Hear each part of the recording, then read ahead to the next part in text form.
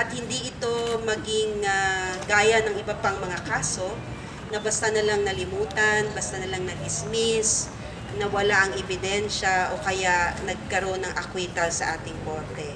Ayaw nating maging isang Vizconde case ito, ayaw nating maging isang Carlos Garcia ito. Gusto natin na sa kaduduluhan, merong hustisya para sa kay Leonard at para sa bansa na nawala ng isang Leonard Go. Kaya ang siguro kailangan natin mensahe sa publiko na sana dalhin ng ating mga kaibigan sa media na hindi nila wag nilang kalimutan si Leonard. Wag nilang kalimutan ang nangyari kay Leonard at sa kanyang mga kasamahan. At wag nilang kalimutan ang ibig sabihin ng pagkamatay ng isang Leonard Go. At kailangan ituloy natin ang pag-uusap natin, yung ating pagbabalita tungkol sa nangyari kay Leonard Go sa kanyang mga kasamahan.